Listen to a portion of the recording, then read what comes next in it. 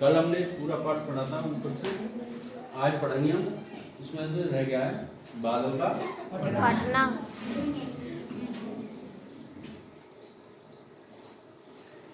बादल का फटना कैसे होता है इसके बारे में आज जानकारी प्राप्त करेंगे।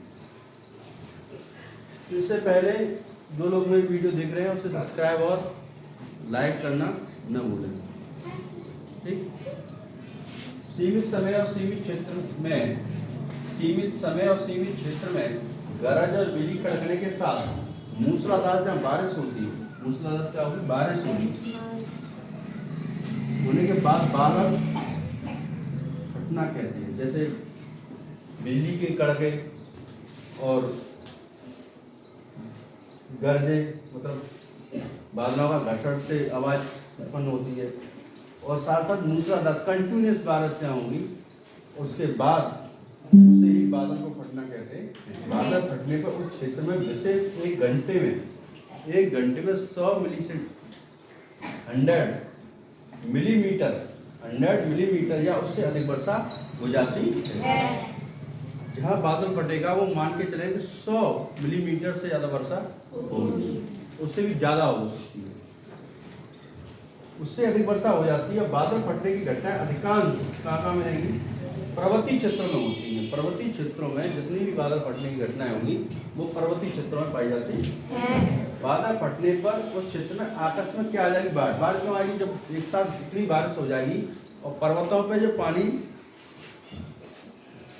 पर्वतों से जो पानी निकल के आएगा वो बाहर निकल के समतल मैदानों की तरफ भागेगा, और ये पर्वतों पर जब पानी आएगा तो वहाँ क्या आ जाएगी, बाढ़। 100 सेंटीमीटर से ज़्यादा बारिश होगी मिलीमीटर से, तो एक बाढ़ का रूप ले लेती, बाढ़ आ जाएगा। वहाँ भूस्खलन होने लगे, लगातार बारिश होगी तो वहाँ से भूस्खलन होने की संभावना रहेगी। तीव्र मृदा अपरदन होगा, जब लगातार बारिश पड़ेगी तो वहाँ से मिट्टी हटने लगेगी, मिट्टी क्या होगी, हटने लगेगी।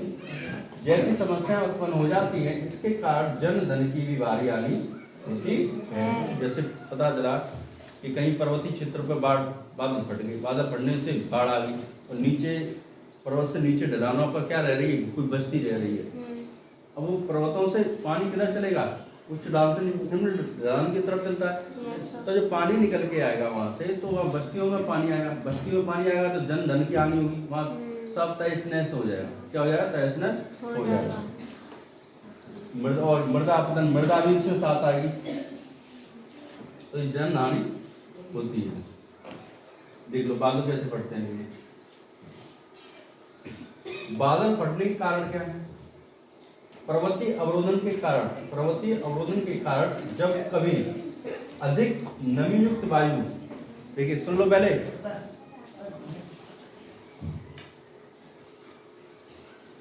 बादल फटने के कारण पर्वतीय अवरोधन, जैसे कोई बादल जा रहा है, बीच में क्या आ जाए, पर्वत, क्या आ जाए, जब बादल टकराएगा नहीं टकराएगा उस पर, तो पर्वतीय अवरोधन के कारण जब कभी अधिक नमी युक्त वायु तो बादल तेजी से ऊपर उठती है और सघन बादलों का निर्माण करती है, तो भारी वर्षा या बादल फटने की घटना होती है।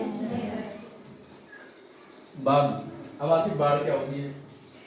बाढ़ का मतलब है सीधे पानी का ज्यादा होना, जब नदी का पानी उसके किनारों के ऊपर, जैसे कोई नदी है, नदी की कैपेसिटी है पानी झेलने की, उससे अधिक पानी आ जाए उस नदी में, है ना। जैसे कोई गिलास है, गिलास आधे किलो का है या 250 ग्राम का है, अगर उसमें 250 ग्राम से ज़्यादा पानी आएगा तो पानी फैलेगा नहीं फैलेगा। ऐसे ही नदी है, नदी की कैपेसिटी है पानी झेलने की, उसमें ज़्यादा पानी आ गया, पानी कहाँ जाएगा, बाहर निकलेगा नहीं निकलेगा किनारों से।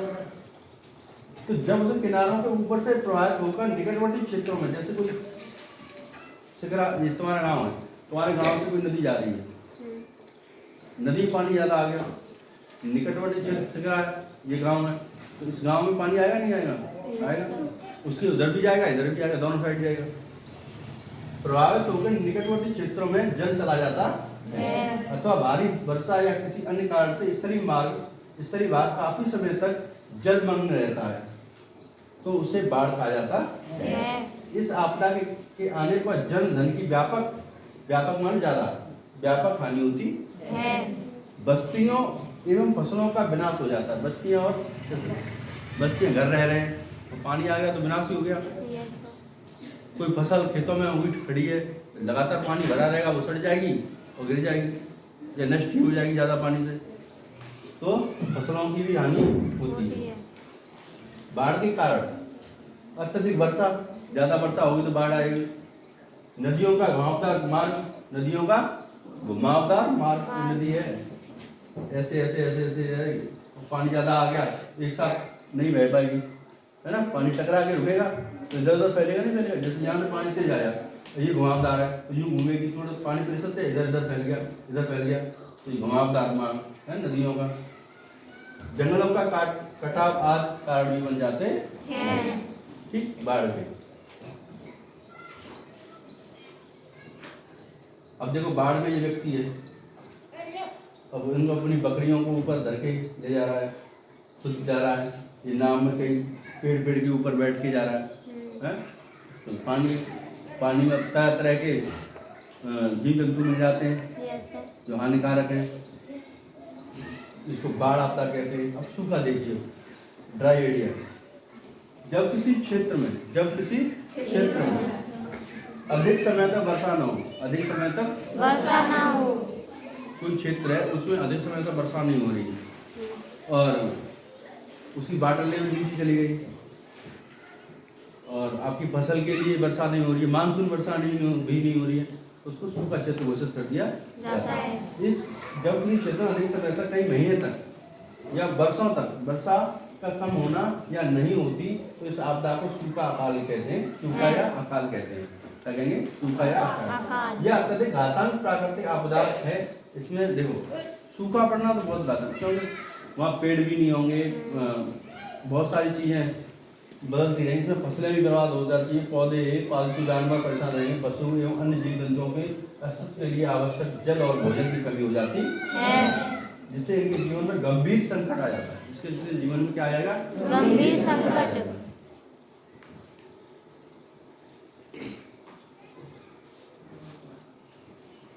सूखा का क्या कारण होता है? कारण भी जानो, वर्षा में कमी होने के कारण सूखे की स्थिति उत्पन्न हो जाती है। जब वर्षा नहीं होगी सूखा के उत्पन्न होगी। मानव आपदा, मानव जनित आपदाएं क्या होती है? जो मानव द्वारा उत्पन्न होती है, ये देखिए, मनुष्य की क्रियाकलापों के परिणाम स्वरूप होने वाली आपदाएं मानव जनित आपदाएं होती है। मनुष्यों के क्रियाकलापों के द्वारा जो हम कर रहे हैं, अपने फायदे के लिए बहुत सारी चीजें कर देते हैं, उससे आपदा आ जाती है। इसकी घटित होने के लिए वास्तव में मानव ही जिम्मेदार है। इसमें क्या है? मानव ही जिम्मेदार है।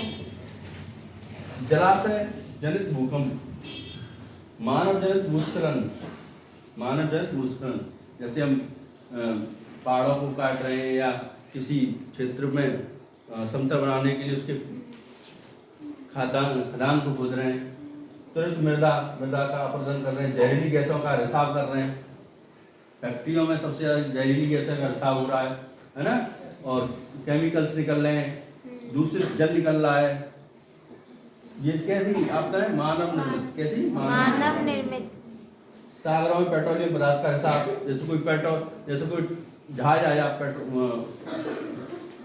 डीजल या पेट्रोल का, उसमें कोई रिसाव आने लगा तो समुद्र में वो पानी पेट्रोल डीजल फैलेगा नहीं फैलेगा? वो भी क्या है? एक आपदा। उससे क्या है कि समुद्र के जितने भी जीव जंतु हैं वो मर रहे हैं। नाव की बिगड़ से, नाव की विस्फोट से, मानव जनसंख्या विस्फोट से, है ना, मानव जनसंख्या मतलब तादाद से ज्यादा जनसंख्या बढ़ रही हो, खाद्यान्न में कमी आ जाएगी, ये आपदा ही है। तो ये अकाल हो गया, ये भूख का अकाल आ गया। मनुष्यों के लिए पर्याप्त भोजन न मिले, पर्याप्त स्वास्थ्य न मिले, पर्याप्त पानी पीने योग्य पानी न मिले, पर्याप्त रहने के लिए न मिले, जनसंख्या बढ़ेगी तो क्या ये अकाल है? महामारी, कोई ऐसा रोग आ गया, जैसे कोरोना आ गया था, वायरस था वो, आज मानव जनित आपदाएं होती हैं। इसका प्रबंधन और नियंत्रण संभव है। इसका प्रबंधन और नियंत्रण संभव है। इसको रोकना और इसको प्रबंधन करना, इसका दोनों ही जरूरी है। भारत में आपदा प्रबंधन, अब ये इम्पोर्टेंट है यहाँ, भारत ने आपदा प्रबंधन के लिए कुछ योजना चलाई। देखिए, अपना देश भारत लंबे समय तक प्राकृतिक आपदाओं का प्रकोप एवं आपदाओं का शिकार होता रहा है। अपना भारत बहुत लंबे समय तक, लड़की इधर ध्यान देंगे, इस प्राकृतिक घटनाओं में व्यापक पैमाने पर जनधन की हानि हुई है। इस भारत में सबसे ज्यादा क्या हुई है? व्यापक तरह से जनधन, बहुत बड़े पैमाने पर जनधन हानि हुई है। भारत में आपदाओं के प्रबंधन हेतु राष्ट्रीय और राज्य स्तर पर कोई स्थायी व्यवस्था नहीं थी, पहले नहीं थी। परंतु ऐसी घटनाएं के उपरांत बचाव कार्य और राहत कार्य और पुनर्वास और पुनर्निर्माण की अस्थायी व्यवस्था की जाती रही। कोई स्थायी व्यवस्था नहीं की थी, हमें सेटलमेंट करना है। ये जैसे आ गया तो करा दी, कैसी थी? अस्थायी व्यवस्था थी। कैसी? अस्थायी व्यवस्था थी। लेकिन उड़ीसा के 1999 के चक्रवात और गुजरात के भुज ने 2001 में आए भूकंप तथा 2004 में दक्षिण भारत में आई सुनामी, तीन घटनाएं हुई लगातार। देखिए, 1999 उड़ीसा में चक्रवात आया, भुज में गुजरात के 2001 में भूकंप आया, 2004 में दक्षिण भारत में क्या आई? सुनामी आई। इन लगातार घटनाओं के बाद भारत में एक आपदा प्रबंधन की स्थायी व्यवस्था की गई। भारत में आपदा प्रबंधन की स्थायी व्यवस्था की गई। पहले क्या थी? अस्थायी थी। लेकिन इन चार घटनाएं देखते हुए, उड़ीसा, गुजरात और दक्षिण भारत में सुनामी देखते हुए भारत सरकार ने एक स्थायी व्यवस्था की। कैसी व्यवस्था की? स्थायी व्यवस्था की। राष्ट्रीय स्तर पर आपदा प्रबंधन की व्यवस्थाओं को पूर्व 1999 में ही आए चक्रवात के उपरांत उड़ीसा राज्य आपदा निवारक प्राधिकरण तथा जैसे जिसमें आया, उड़ीसा में आया, उड़ीसा ने अपने राज्य का एक आपदा निवारक प्राधिकरण केंद्र बना दिया 1999 में, उड़ीसा में ही, अपने उड़ीसा राज्य ने ही अपने। ऐसे 2001 में भूकंप में गुजरात ने भी बना दिया अपना राज्य ने। ऐसे 2004 में आई सुनामी के पश्चात 2005 में संसद द्वारा, अब पूरा कानून बना लिया, 2005 में संसद द्वारा आपदा प्रबंधन अधिनियम, क्या नाम पारित हुआ? अधिनियम 2005 में। इस अधिनियम 2006 में राष्ट्रीय आपदा के लिए तैयार किया गया।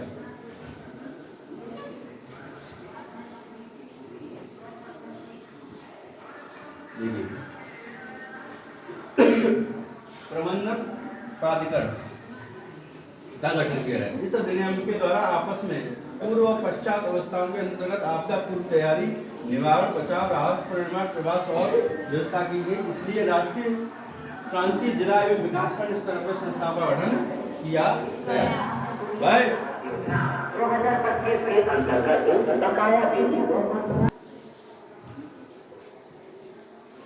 देखिए, केंद्र स्तर पर देखते रहो, लेकिन इसमें दिखेगा नहीं, मैं पढ़ के बता दे रहा हूँ। केंद्र स्तर पर राष्ट्रीय आपदा प्रबंधन केंद्र बनाया, इसका अध्यक्ष प्रधानमंत्री जी होते हैं।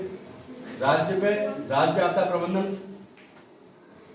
प्राधिकारी, इसके अध्यक्ष मुख्यमंत्री जी होते हैं। ऐसे जिला पे बनाया गया, जिला में जिला आपदा प्रबंधन, इसके जिला अधिकारी और जिला पंचायत अध्यक्ष होते हैं।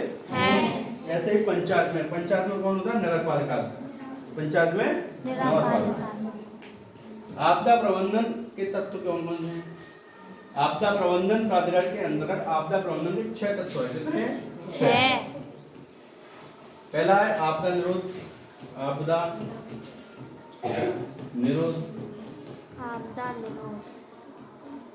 दूसरा आपदा निवारण। 6 तत्व हैं इसमें। तीसरा आपदा तैयारी।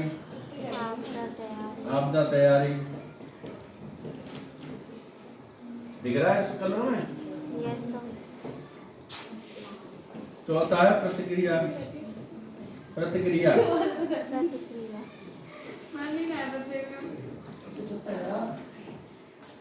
पांचवा है पुनर्वास।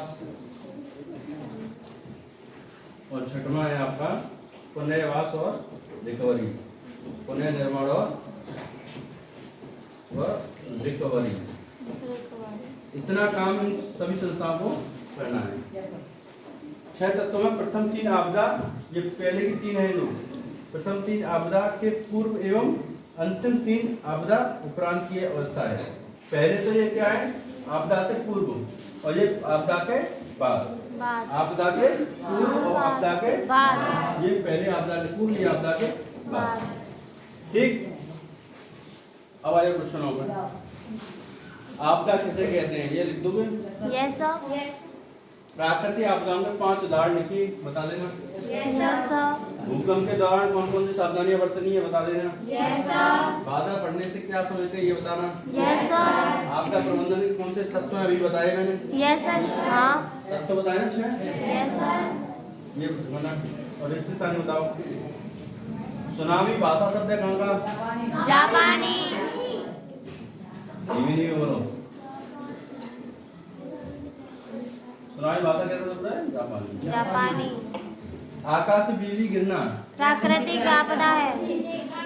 प्राकृतिक आपदा है।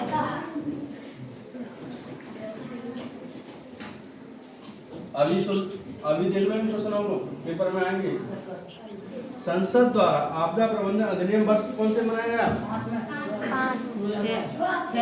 2005 में आया और 2006 में बनाया। पारित किया है 2006 में। आपदा पुनर्वास आपदा के किस अवस्था पे है, बताना।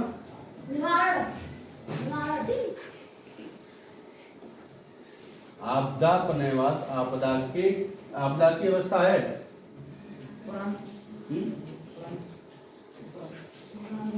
किस अवस्था पे है, देखो। पुनर्वास किस अवस्था पे है?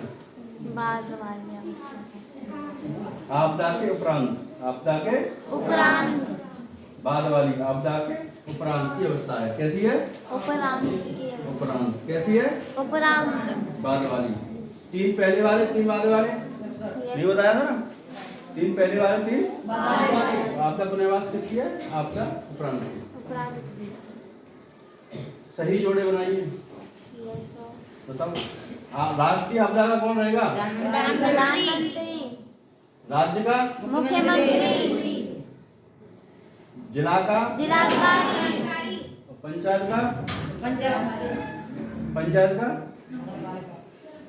नगर पालिका। ले ले।